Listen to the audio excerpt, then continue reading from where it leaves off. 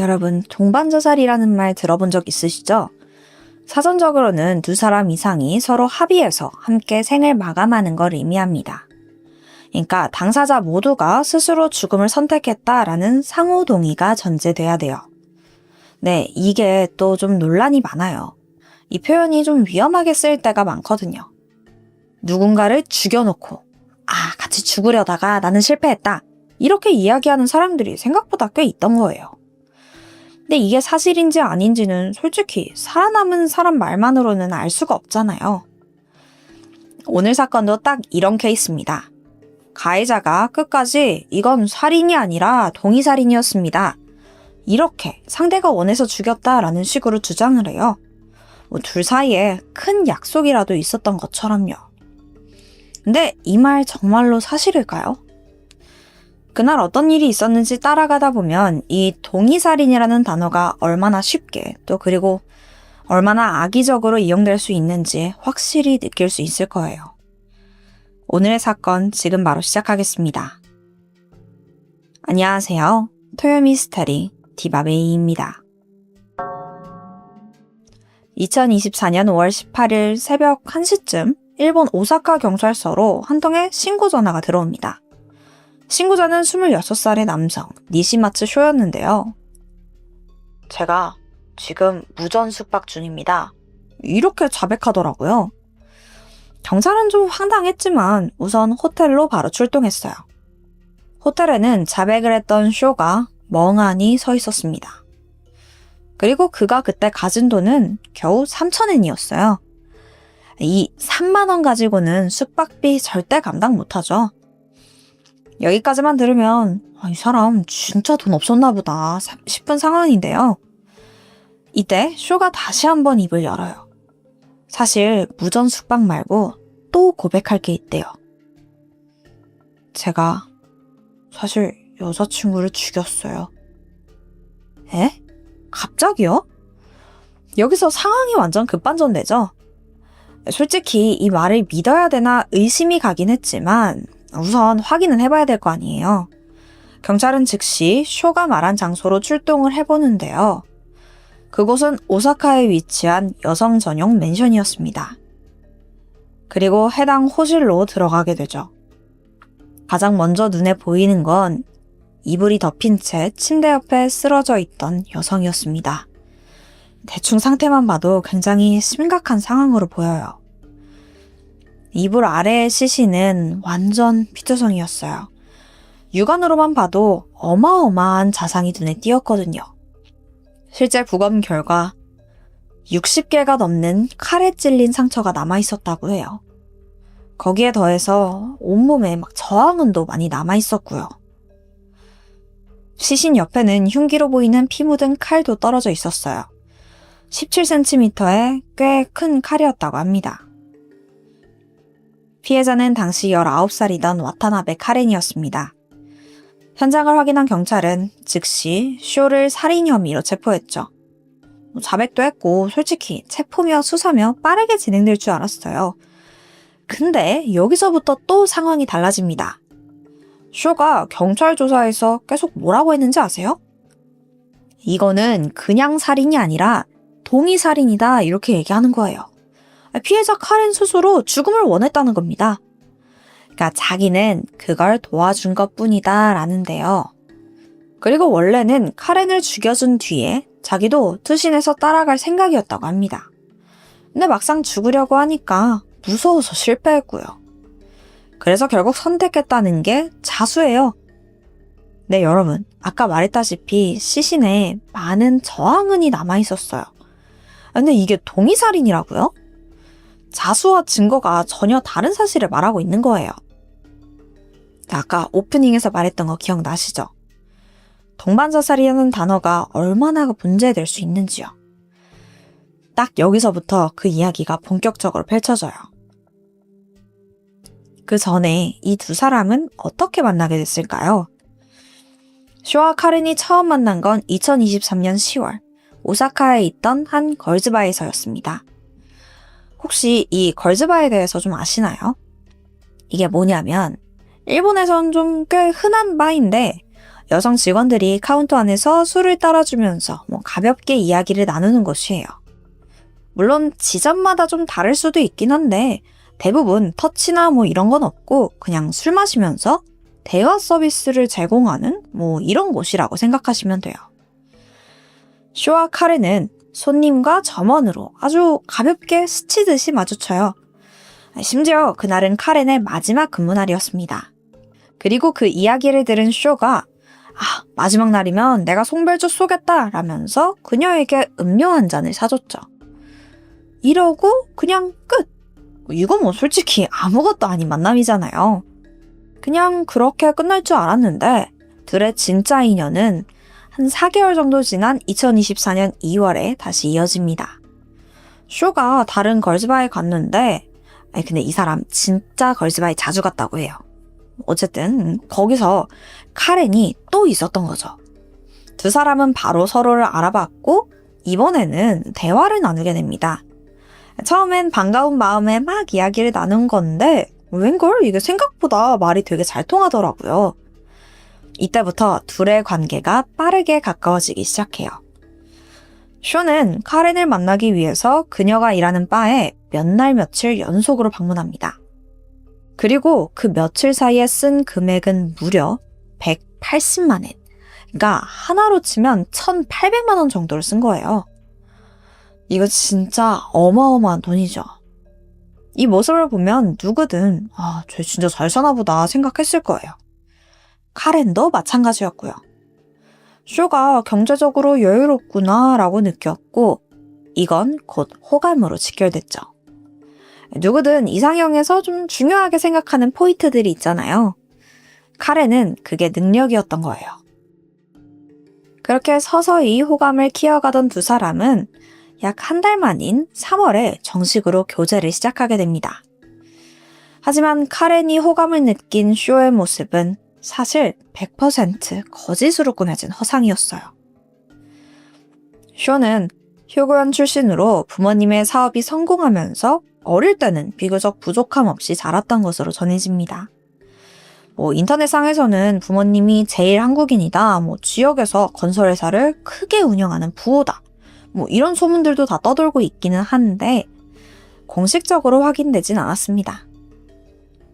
자, 그의 학창 시절은 꽤 평범했어요. 근데 중학교 2학년 무렵부터 갑자기 무단 결석이 눈에 띄게 많아집니다.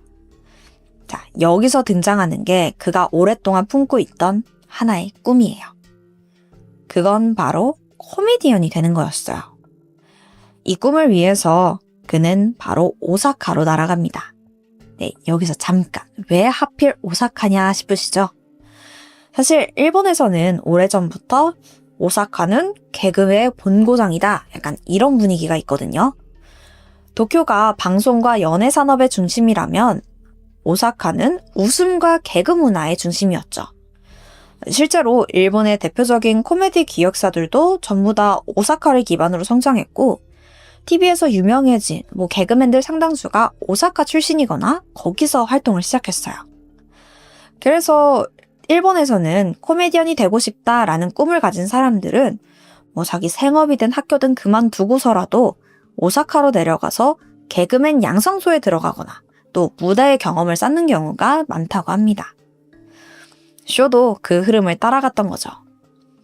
그는 학교 대신에 코미디언 양성소를 다니기 시작해요. 정식 데뷔를 목표로 꽤 진지하게 도전했던 걸로 보입니다. 하지만 현실은 생각보다 훨씬 냉정했죠. 몇 년이 지나도 성과는 없었고 결국 18살쯤 쇼는 그 꿈을 접고 양성소를 나옵니다. 그리고 오사카와 꽤 가까운 거리에 위치한 고베로 눈을 돌리는데요. 거기서 취직하게 된 곳이 호빵맹 박물관이었습니다. 그렇게 박물관에서 일한 지 몇 년이 흐른 2020년, 쇼는 결혼을 하게 돼요. 이게 좀 갑작스럽죠? 근데 당시 아내와 만나게 된 과정이나 또 결혼까지 이어진 스토리에 대해선 알려진 바가 거의 없습니다. 쇼는 한시라도 빨리 아이를 원했고 아내는 조금 더 커리어를 쌓은 후에 우리가 안정이 되면 아이를 가지자 했어요. 근데 이 의견의 차이가 도무지 좁혀지지 않았던 겁니다. 결국 두 사람은 짧은 결혼 생활의 끝으로 갈라서게 돼요. 그 이후에도 쇼는 전처에게 미련을 가득 안고 살고 있었죠. 그렇게 이혼하고 얼마 안 된 2021년 초, 쇼가 박물관을 그만두게 됩니다. 이후에 새로운 직장을 찾던 그는 한 부동산 회사에 취직하게 되는데요.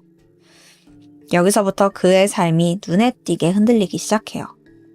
쇼의 주장에 따르면 이 회사에서는 직장 내 괴롭힘이 있었고 영업 방식에도 문제가 있었다고 합니다.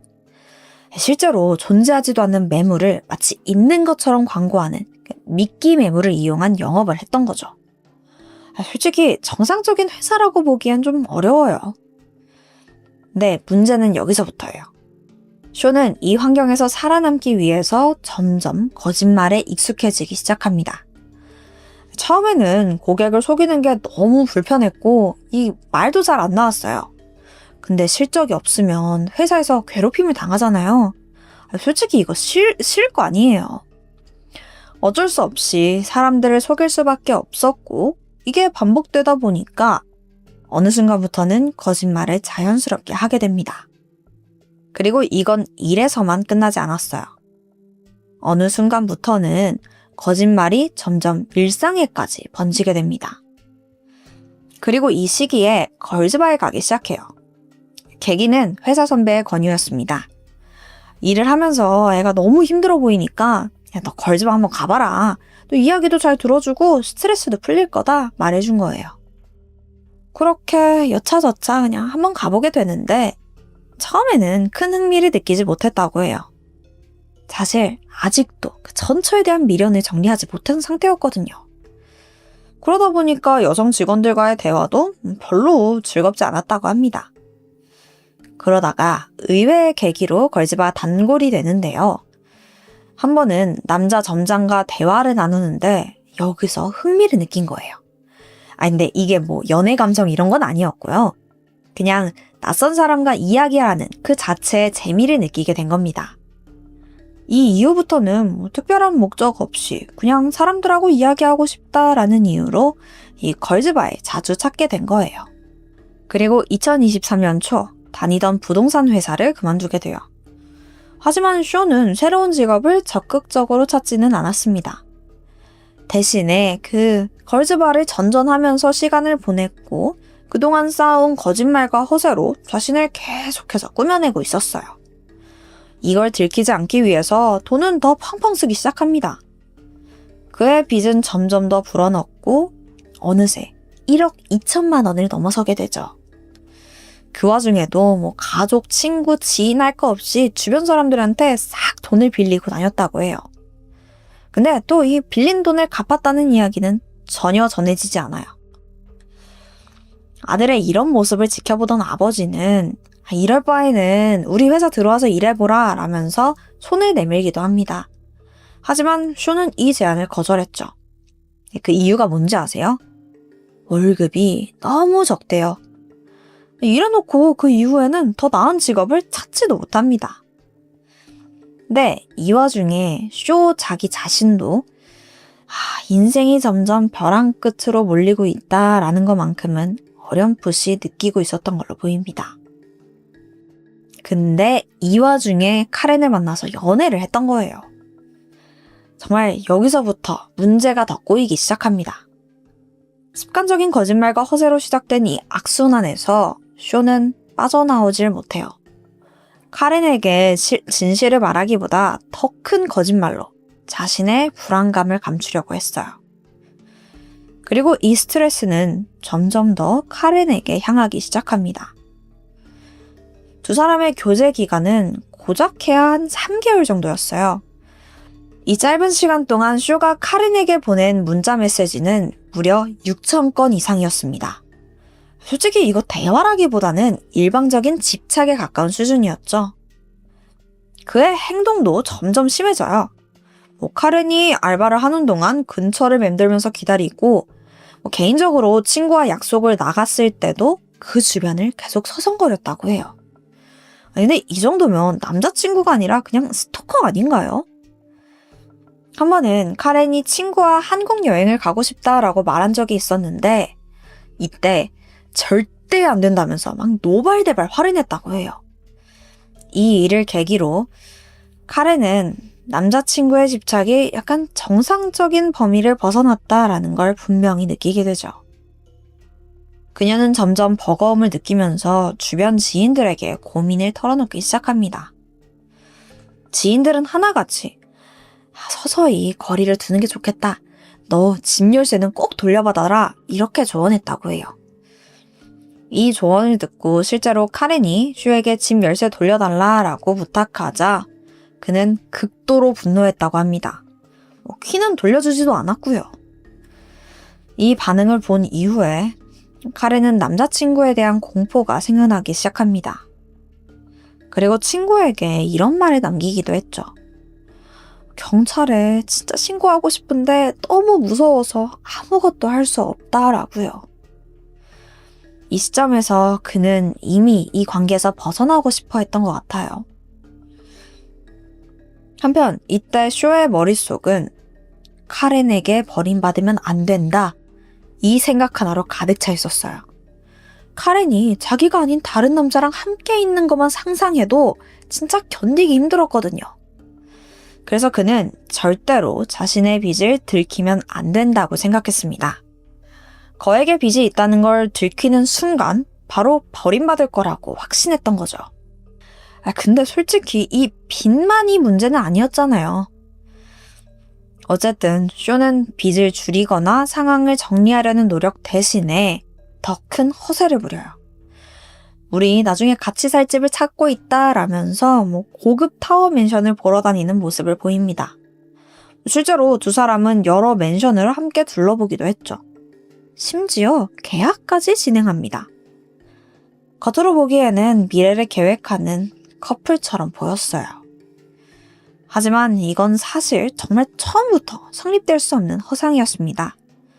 빚이 지금 1억이 넘는데 집 계약을 어떻게 해요?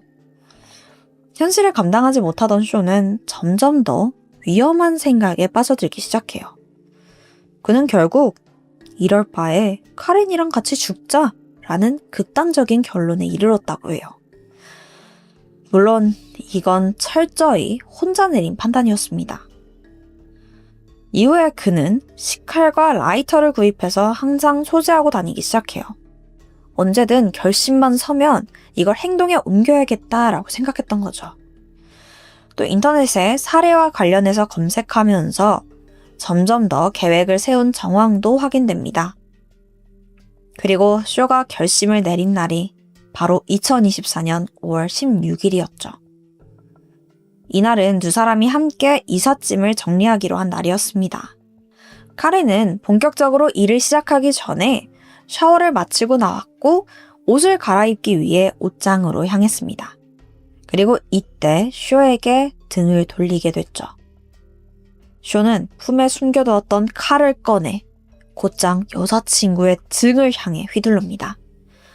카렌은 영문도 모른 채 갑자기 공격을 당했고 힘없이 그 자리에서 쓰러졌어요. 쇼는 쓰러진 여자친구를 향해서 계속 칼을 내리꽂아요. 카렌은 거세게 저항하면서 살려달라고 소리 질렀지만 목에 치명상을 입은 후 더 이상 저항하지 못하고 그대로 사망하고 맙니다. 여자친구의 숨이 멎은 걸 확인한 그는 그녀를 따라서 스스로 목숨을 끊으려고 했다고 진술합니다. 하지만 실제로 그 결심을 끝까지 실행에 옮기진 못했죠. 불을 질러서 죽으려는 시도도 있긴 했지만 불길은 번지지 않았고 그 시도는 실패로 끝나요. 몇 차례의 실패 끝에 시간이 흐르면서 그의 마음속에서도 죽고 싶지 않은데 라는 생각이 들었다고 합니다. 그러니까 쇼가 주장한 동반자살은 어디까지나 말뿐이었고 실제로 사망한 건 카렌뿐이었어요. 그의 일방적인 판단으로 한 사람만 희생된 거예요. 근데 쇼의 충격적인 행보는 이게 끝이 아닙니다. 한동안 현장에서 멍하니 시간을 보내다가 마치 무언가 결심한 사람처럼 카렌의 노트북과 핸드폰을 챙겨서 집을 나서요. 그리고 그녀의 노트북을 포맷하죠. 그 노트북은 인근 리사이클 숍에 가져갔고 60만 원 정도로 팔아버립니다. 그리고 이 돈을 도주 자금으로 쓸 생각이었다고 후에 진술했죠. 그 다음은 더 이해하기가 어렵습니다. 그는 카렌과 자주 가던 식당에 혼자 들러서 평소처럼 식사를 해요. 그리고 그 계산은 카렌의 휴대전화를 사용해서 결제했죠. 식사 후에는 택시를 타고 오사카 시내의 비즈니스 호텔로 이동합니다. 그리고 이 호텔에서 성매매 여성을 불러서 성관계를 가지는데요. 함께 죽을 생각이었다라는 그의 주장과는 전혀 맞지 않는 행동들이죠. 이후에 성매매 여성이 돌아간 뒤에는 쇼는 누군가에게 전화를 걸어요. 그리고 그 상대는 바로 그의 전처였습니다. 그리고 그녀에게 내가 여자친구를 죽였다라는 사실을 고백해요. 이 말을 들은 전처는 당연히 당장 자수해라 강하게 권유했다고 해요. 이 통화를 계기로 쇼의 마음속에서는 죽고 싶다라는 생각이 완전히 사라졌어요. 근데 여기서 그의 사고는 다시 한 번 더 이상한 방향으로 튑니다. 순간 전처랑 다시 만나고 싶은데? 라는 생각을 혼자 품게 되죠. 그리고 이 생각은 그에게 새로운 목표가 됩니다. 근데 빨리 재결합을 하려면 형량을 조금이라도 줄여야 되잖아요. 이걸 위해서 자백도 하고 이 사건을 동의살인이다 주장하기 시작한 거예요. 서로 합의한 선택이었다라는 프레임을 씌우려고 한 거죠. 하지만 이 주장은 수사 과정에서 곧 한계에 부딪힙니다. 카렌의 시신에서 발견된 저항은과 여러 정황들은 누가 봐도 동의한 걸로 보이지 않잖아요. 결국 그는 더 이상 빠져나갈 수 없었고 자신이 살해 후에 극단적인 선택을 하려고 했다. 사건의 전말을 상세하게 털어놓습니다. 2025년 2월 17일, 꽤 최근이죠. 쇼의 첫 공판이 열립니다. 그는 법정에서 모든 기소 내용을 인정하는 태도를 보였어요. 검찰은 이 사건을 단순한 우발범행이 아니라 검찰은 이 사건은 단순한 우발범행이 아니라 명백한 계획살인이다 라고 판단했습니다. 미리 흉기를 준비한 점, 살인과 관련된 검색 기록, 범행 후에 노트북을 팔아서 도주 자금으로 사용한 행동까지 극단적인 선택을 전제로 한 사람의 행동으로 설명하기 어려운 부분이 너무 많은 겁니다. 너무 계획적으로 보이기도 했고요. 검찰은 그에게 징역 22년을 구형합니다. 그리고 2월 28일 법원은 검찰의 구형 그대로 징역 22년을 선고했죠. 유족은 판결을 받아들이면서도 범인에 대한 분노와 슬픔이 사라지지 않는다라는 심경을 밝혔습니다. 쇼는 어떤 형이라도 나는 항소하지 않고 평생 반성하며 살겠다라는 입장을 전했어요. 징역 22년, 이 형기를 모두 마치고 출소하더라도 그는 아직 쉰도 되지 않은 나이예요. 한 사람의 삶을 완전히 망가뜨린 대가로는 너무나 가볍게 느껴진다는 생각이 들 수밖에 없네요. 들키고 싶지 않았던 거짓말 하나가 한 사람의 목숨을 앗아간 비극적인 사건이었습니다. 카렌은 끝까지 왜 이런 일을 당해야 하는지도 모른 채 세상을 떠났고 이 사실만큼은 아무리 시간이 지나도 바뀌지 않겠죠. 자신의 인생을 지키겠다라는 명분으로 타인의 삶을 희생한 그 결정. 이로 인해서 너무 일에게 삶을 빼앗긴 카렌의 명복을 빌며 이야기를 여기서 마치겠습니다. 지금까지 토요미스테리 디바메이였습니다. 안녕하세요. 토요미스테리 디바메이입니다. 2014년 11월 11일 점심시간이 가까워진 오전 11시 20분이었습니다. 일본 군마현 마에바시에 위치한 한 가정집에 중년 여성이 방문하게 돼요. 그녀는 이 집에 혼자 살고 있는 자신의 어머니, 93세의 코지마 유에 씨를 보러 온 큰딸이었습니다. 원래 매일 아침 어머니와 통화를 하는데 그날따라 연락이 닿지 않자 걱정스러운 마음에 찾아온 거였죠. 그렇게 큰딸이 엄마를 부르며 현관에 들어간 그 순간 자리에 주저앉고 말았습니다. 현관 바로 앞에 어머니가 머리에서 피를 흘리며 쓰러져 있던 겁니다. 빠르게 다가가서 상태를 살피는데 안타깝게도 이미 숨을 거둔 상태였죠. 딸은 곧장 경찰에 신고를 했고 현장에는 폴리스 라인이 쳐졌어요. 조사 결과 집안에서는 현금 7,000엔, 그러니까 하나로 7만 원 정도의 돈이 사라져 있었고 빵과 과자 또한 없어졌어요. 피해자가 즐겨 매던 배낭도 사라진 상태였죠. 근데 이게 좀 이상하지 않나요? 돈을 엄청 많이 훔친 것도 아니고 빵이랑 과자는 또 왜 가져가냐고요. 하지만 어찌됐든 금품을 도난당하긴 했잖아요. 여기에 경찰은 강도살인 사건으로 추정했고 이걸 토대로 수사가 시작됩니다. 사망한 피해자 유해씨의 시신을 부검했는데요. 사인은 과다출혈로 판명됩니다. 날카로운 흉기로 머리와 얼굴, 목 등을 집중적으로 찔린 상태였죠. 이 상처를 조금 더 자세히 살펴보니까 범인은 먼저 쇠지렛대로 피해자의 머리를 내려친 뒤에 부엌칼로 공격해서 살인을 저지른 걸로 보였습니다. 하지만 이런 범행의 형태를 제외한 그 이상의 범인을 특정할 만한 증거는 전혀 나오지 않았고 수사는 벽에 부딪히고 말아요. 이로부터 한 달 뒤인 2014년 12월 16일 새벽 3시 30분 경찰에 다급한 신고 전화가 걸려왔습니다. 발신자는 앞선 사건이 발생했던 마에바시에 살고 있는 노부부였는데요. 전화기 너머의 여성은 아주 힘겨운 목소리로 집에 누군가 침입했고 공격을 받았다며 도움을 요청했죠. 피해자는 남편인 82세의 카와우라 타네요시 씨, 그리고 아내인 80세의 후미에 씨였습니다. 안타깝게도 남편은 현장에서 사망했어요. 하지만 아내 후미에 씨만큼은 간신히 목숨을 부지할 수 있었습니다. 경찰에 신고를 한 것도 그녀였고요. 이번에도 범행 도구는 부엌칼이었습니다. 후미에 씨는 C칼로 목을 찔려 중상을 입은 상태였고요. 추후 경찰 조사에서 피해자 후미에 씨는 범인에 대해서 이렇게 진술했어요. 창문을 깨고 들어와서 갑자기 남편과 저를 찌르고 집에 있던 사과를 먹더니 그 꼭지를 버리고 갔어요. 근데 이상한 건 집에서 아무것도 훔쳐가지 않더라고요. 아니, 이거 정말 듣도 보도 못한 스타일의 범인이죠. 대체 사과는 왜 먹냐고요. 그리고 꼭지는 왜 버리고 가고요. 도무지 이해할 수 없는 행동을 보여요.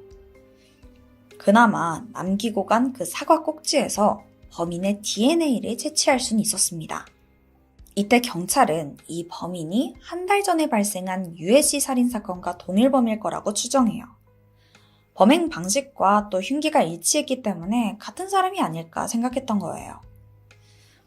그렇다면 더욱 위험하겠죠. 그를 빠르게 막지 못한다면 또 다른 피해자가 나올 수도 있으니까요. 그래도 정말 다행히 생존자 후미에 씨가 있었기 때문에 그녀의 진술을 토대로 몽타주를 만들 수 있었습니다. 그리고 이를 즉각 일본 전역에 공개하면서 점점 수사망을 좁혀갔죠.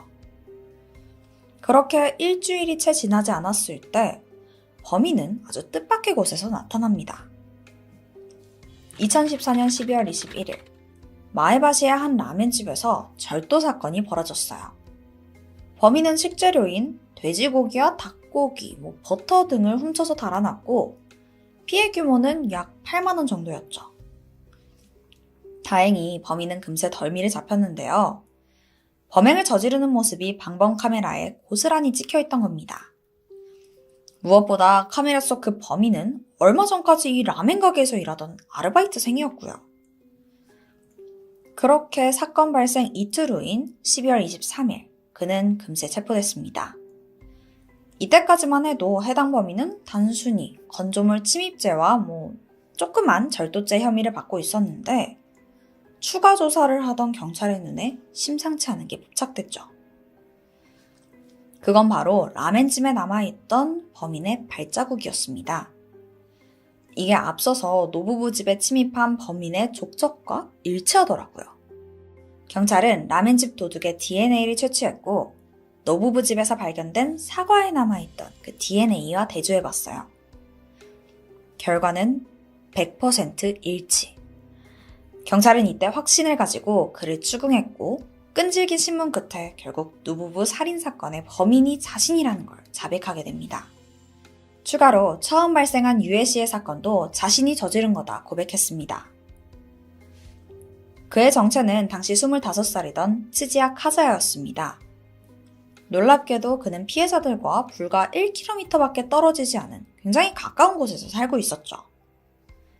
무고한 사람들의 목숨을 빼앗으면서 또 무자비한 강도살인을 저질렀지만 지금껏 그가 갈취한 돈은 겨우 10만 원 정도에 불과했습니다. 아니 그러면 혹시 돈이 목적이 아니라는 걸까요? 그가 경찰 조사에서 밝힌 범죄의 동기는 당시 일본에서 두고두고 화제가 됩니다. 안타까워서 무자비해서 둘 다 전혀 아니고요. 너무 어이가 없어서 논란이 됩니다.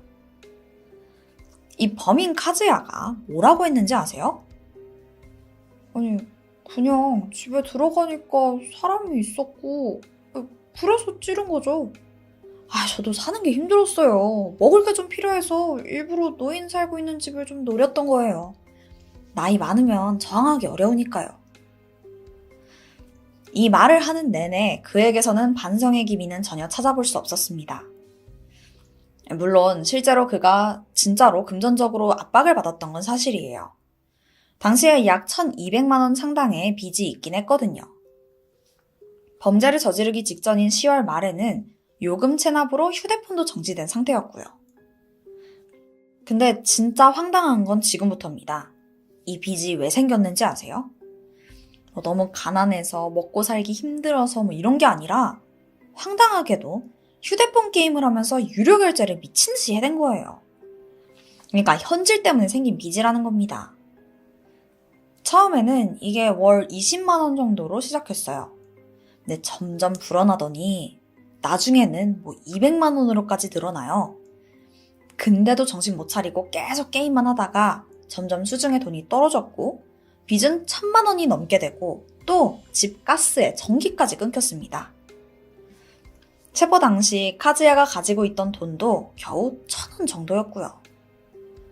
이런 궁핍한 생활에도 굳이 무료 와이파이를 막 찾아다니면서 게임을 멈추지 않았죠. 근데 여기서 근본적인 궁금증이 생기죠. 그는 어쩌다가 게임 페인의 삶을 살게 된 걸까요? 카즈야는 1988년 11월 17일 도치기현의 조용한 시골에서 태어났습니다. 그런데 그의 아버지는 도박 중독자였어요. 회사에서 정직을 당할 정도로 정말 심각한 수준이었고요. 나중에는 점점 돈이 모자라니까 아내의 옷까지 내다 팔아서 도박을 할 정도였습니다. 거기에 폭행의 불륜까지 진짜 집안은 바람이 잘 날이 없었죠. 결국 카즈야가 2살이 됐을 무렵 어머니는 그와 그의 누나를 데리고 집에서 도망치게 됩니다. 그렇게 집을 나온 지 얼마 안 가서 어머니가 또 다른 남성을 만나 재혼을 하는데 이것도 2년 만에 이혼을 하게 돼요. 이번에는 이전 결혼과 반대로 그의 어머니가 이혼을 당하죠. 당시에 그녀는 쇼핑에 푹 빠져 있었고 방문 판매로 무려 1,000만 원에 가까운 물건을 사들인 게 문제가 됐죠. 이 낭비벽을 못 견디고 그녀의 남편이 이혼을 요구했던 겁니다. 그렇게 카즈야는 어머니 누나와 함께 다시 거리로 내쫓기게 돼요. 이때 어머니가 향한 곳은 풍속점이었습니다. 두 남매를 키워야 되다 보니까 모든 일자리가 필요했고 술집에서 일을 하게 된 거예요. 밤낮 없이 일을 해도 이 어린 아이들을 전부 양육하기엔 언제나 빠듯했어요. 결국 어머니는 아들인 카즈야가 4살이 되던 해에 그를 아동보호시설에 맡기게 됩니다. 여기서라도 그가 좀 잘 적응하면 좋았겠지만 카즈야는 시설에서 심각한 따돌림을 당했어요.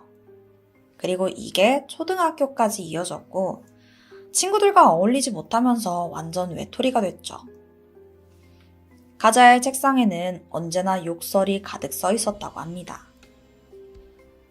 이런 상황에서 그는 기댈 곳이 전혀 없었어요. 시설 직원이나 학교 선생님에게 상담을 해도 달라지는 건 하나도 없었고요. 중학교에 가서는 야구부에 들어가면서 이제 좀 친구를 사귀려나 싶었지만 그 안에서도 계속 괴롭힘이 이어졌어요. 그러니까 뭐 직접적으로 괴롭히는 건 아니고 흔히 은따라고 하죠.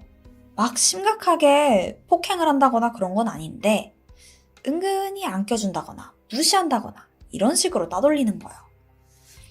당시 동장은 그에 대해서 사실 있는지도 모를 만큼 존재감이 없었다라고 기억하기도 해요. 카즈야는 이 악몽의 고리를 끊어내기 위해선 아예 이 지역을 떠나야 된다고 결심했고 고등학교 때는 평생 살아온 군마현을 떠나서 후쿠시마에 있는 학교에 입학합니다. 그리고 이때부터 조부모와 함께 살게 되죠. 그렇게 고등학교에 입학한 뒤로는 한동안 평화로운 삶이 이어졌어요. 탁구부에도 들어가고 공부도 꽤나 잘하는 편이었고요. 그 당시에 막 딱히 친한 친구는 없었지만 괴롭힘을 당하는 일도 없는 그러니까 비교적 편안한 일상을 보내게 됩니다. 이렇게 성인이 된 카즈야는 이후에 후쿠시마현에 있는 공장에 취직했어요. 근데 이때 또다시 적응에 어려움을 겪게 되는데 어렸을 적에 고립된 삶을 살아서일까요? 사람들과의 교류에 특히 애를 먹었다고 합니다. 그렇게 불과 7개월 만에 직장을 잃고 말죠. 이 회사 사장은 애가 일은 성실하게 하는데 단체 생활이 너무 서투르고 무엇보다 말이 너무 안 통했다라면서 당시에 해고를 할 수밖에 없던 상황을 설명했어요. 이렇게 회사에서 쫓겨난 후로 카즈야는 너무 막막한 거예요. 또다시 일을 구한다고 해도 상황이 달라질까 싶었고요. 결국 친모를 찾아가서 도움을 요청합니다. 하지만 당시 어머니에게는 새로운 동거남이 있었고 그가 카즈야와 함께 사는 걸 거부하면서 그는 또다시 혼자가 돼요. 그리고 이때부터 모바일 게임에 빠지기 시작한 겁니다. 이 게임 속에서는 사람들을 직접 만나지 않아도 됐고 캐릭터 뒤에서는 아무런 편견도 없었어요. 마음껏 자신의 힘을 발휘할 수도 있었죠. 그리고 자신의 실력을 인정받기도 합니다. 또 게임을 또 꽤 잘했거든요. 그렇게 현실 세계에서는 얻을 수 없는 우월감에 점점 게임에 중독되어 갔던 겁니다.